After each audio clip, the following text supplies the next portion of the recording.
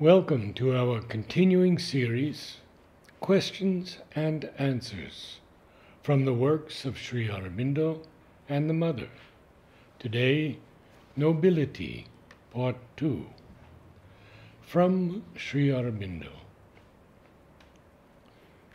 All that might be admirable and true, as certainly all the things thus eulogized have their place in the human evolution, if the premise on which it were founded were true, that the seeking for something behind, something beyond, something of which the evolution of mind, life, and body was only a veil or a preparation, is an illusion and a chimera.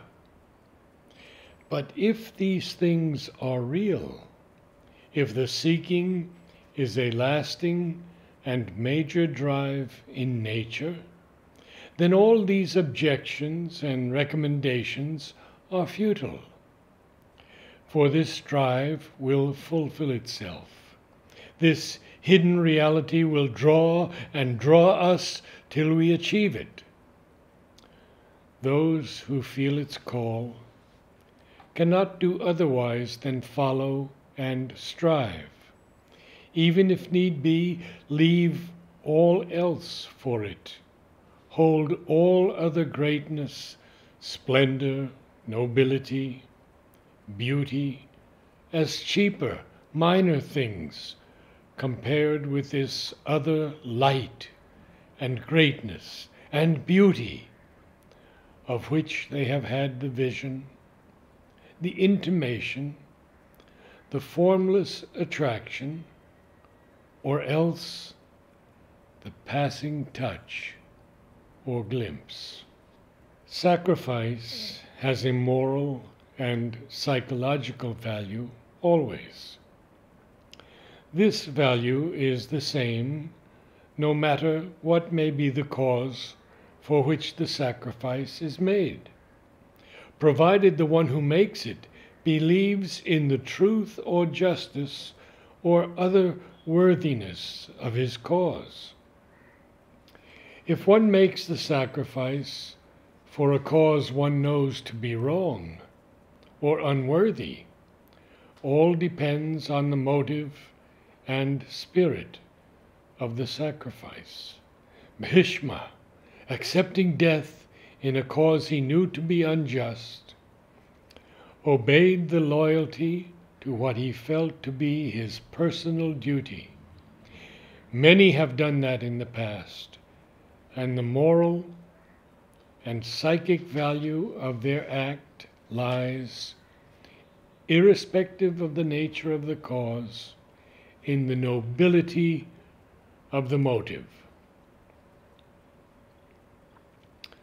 Jealousy should not be there if there is no ground for it, for then it is absurd and meaningless. But also when there is reason for it, according to common standards, it should not be there, for it is a sentiment lacking in nobility and quite unyogic. There is no true reason for despondency. In nothing that has passed do I find any good ground for it.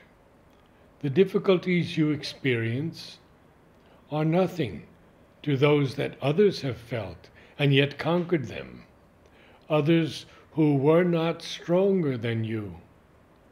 All that has happened is that by this descent into the physical consciousness, the ordinary external human nature has come to the front with its elemental imperfections and subconscious unsatisfied impulses, and it is to these that the contrary force is appealing.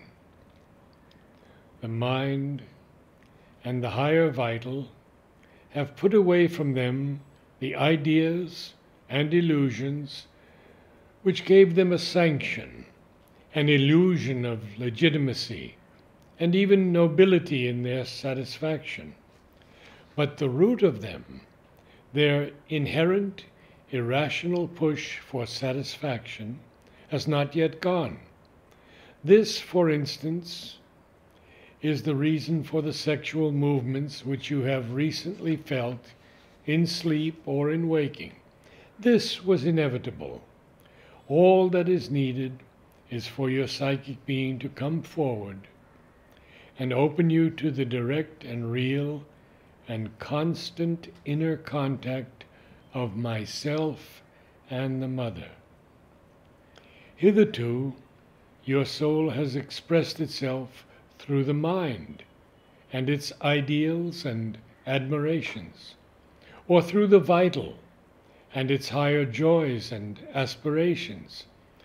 But that is not sufficient to conquer the physical difficulty and enlighten and transform matter.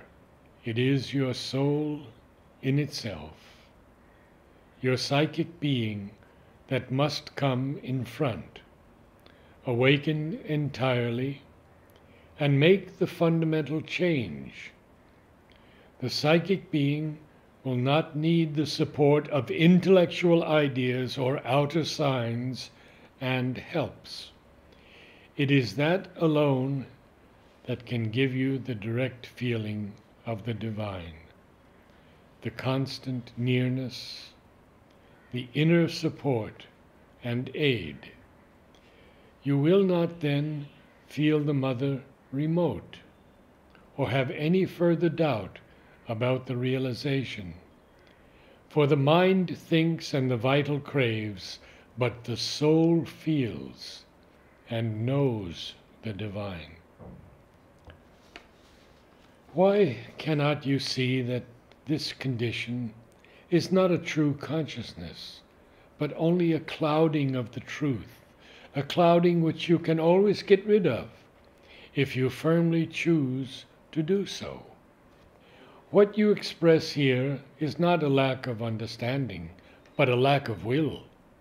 And this lack of will is not your own, but is forced upon you by a lower consciousness which overpowers you and forces you to reverse all the true values of feeling and knowledge. Your being does want to be free and at peace and happy in the light.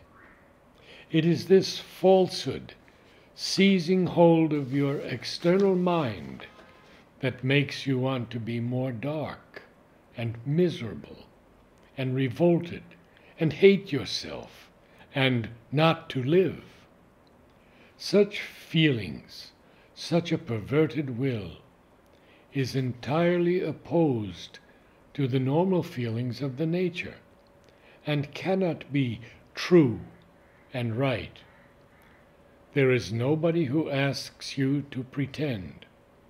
What we ask you is to reject false perversions and wrong feelings and ignorance, and not to go on supporting them as they want you to do. It is not courage and nobility to accept these things as the law of your nature, nor is it meanness and cowardice to aspire to a higher truth and try to act according to it and make that the law of your nature.